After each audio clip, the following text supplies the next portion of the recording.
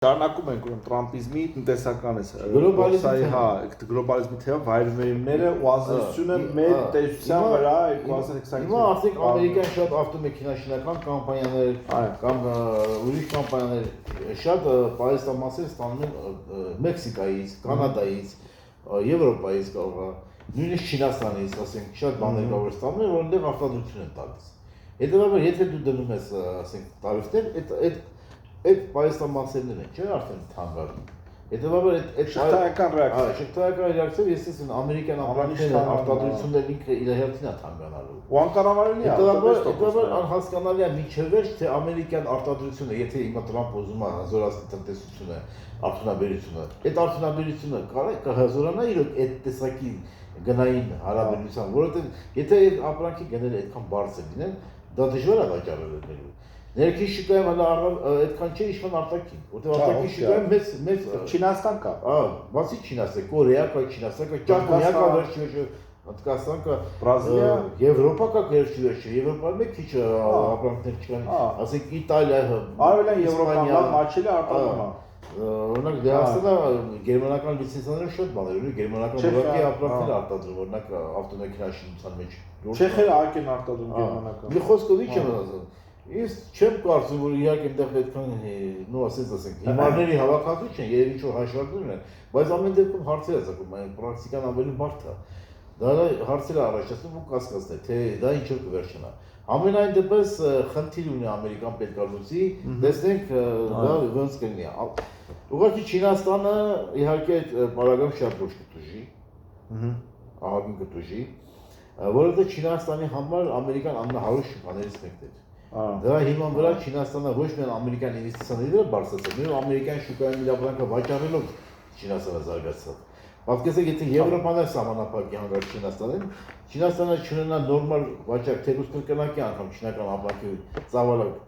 իջնի Եվրոպա եւ Ամերիկա, դա Չինաստանը մեծ կորուստներ անում։ Դա ինչով է անդրադառնում։ Դա անդրադառնում է, որ չինական գործարանները պետք է փակվեն։ Հիմա Չինաստանում գործազրկություն։ Այսինքն Չինաստանը առանց դա ունի հիմա մեծ խնդիրներ ներքին, մեծ խնդիրներ, որտեղ այնտեղ պլանային էկոնոմիկա է։ Վերեկեդի հաշվի առնենք, որ այնտեղ միայն շուկայական չի, այնտեղ բավական մեծ վարշա հրամայական, բայց մեծ պլանային կենտրոնացված էկոնոմիկա, որ պետությունն է այնտեղ ինվեստիցիաներ անում, պետությունն է որոշում եւ պատկերացրեք, որ այդտեղ այդ պետական որոշված պլանավորված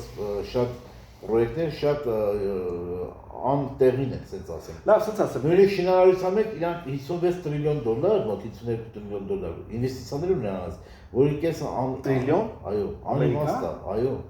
ամերիկան չէ, Չինաստանը։ Չինաստանը 52 տրիլիոն դոլար, չէ, Չինաստանի մեջ։ Հա, լսեցիք ժողովուրդ։ Չինաստանը 52 տրիլիոն դոլար միայն փող է դրել Չինաստանում շինարարության մեջ։ Համարի 2 Ամերիկա է։ Պատկերացնում եք, ու այդ կառուցված շենքերի կեսը դատարկ է, ու շատերը քանդվում են նորից, որտեղ սպասարկելը դրանց պահելը շատ ավելի ցավան է նստում։ Ասել ու չկան այդքան մարդիկ, որ այնտեղ կարող են գնել ու անել։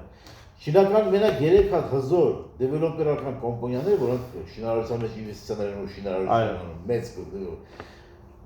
պատկերացրեք տրիլիոն դոլարանոց կոմպանիաներ բան եղան, սնանկացան։ Արդեն սնանկացել։ Պատկերացնեք ռիսկի ժողովուրդ։ Արդեն սնանկացել։ Ինչքան մարդիկ փող են կորցրել, որոնք փող են դրել դեվելոպերական կոմպանիաների մեջ։ Դες Չինաստանը պրոստը քանոր փակ երկիր է, ավելի չի ասվում։ Չինաստանի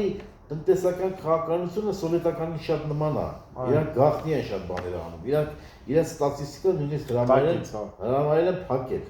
Ինֆորմացիա։ Իրանք տպում են ինչ որ աշխարհի աշկին լավ էր եղան, որովհետեւ իրանք մոտ ինվեստիցիաներ կան, իրանք հետ համագործակցեն, բայց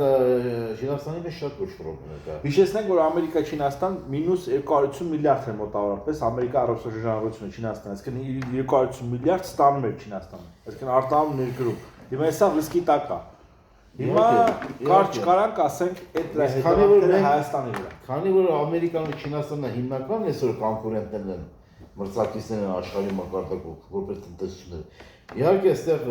Ամերիկան նաև դրանով Չինաստանին, այսպես ասած, հասնում է լուրջ հարված, թույլատնում է դրանով, ունենալով պոտենցիալ ինքը, որտեղ, ասենց ասենք, Չինաստանի ու Ամերիկայի տնտեսությունների տարբերությունը կտրուկ փոքրացել է։ Համարյա Չինաստանը մոտեցել է Ամերիկայի։ Չինաստանի հնան կազմում է 15 տրիլիոն դոլար։ Հա, մի փոքրացում է տեղի ունեցել։ Չէ, 19 տրիլիոն դոլար Դա փոքր ճիշտ է, Ամերիկայինը 31-ը, բայց եթե PPP-ով եք հաշվում, պարիսետ պակուպացին սպասումնսի։ Գնողունակություն ցուցանիշով եք հաշվում։ Չինաստանը նույնիսկ կարող է արդեն ավելի։ Դա է Վիկիպեդիա, պապա։ Այո։ Նույնիսկ Չինաստանը կարող ավելի շատ։ Հասկանում եք, հիմա Չինաստանի մեկ շինչին գնողն $13000 է։ Մեկ շինչին գնողն է Չինաստանում, $13000։ Մաքուրը ժող։ Չէ, մաքուրը չէ, մեկ շինչին։ Հնար կա ընդհանուր գումար, երկար։ Պապան չի է դու ուզում ասել։ Մեկ շինչին հաշված։ Լավ, շնորհակալություն։ Հայաստան Մտածեք սրա մասին, մտածեք, կարադամ եք։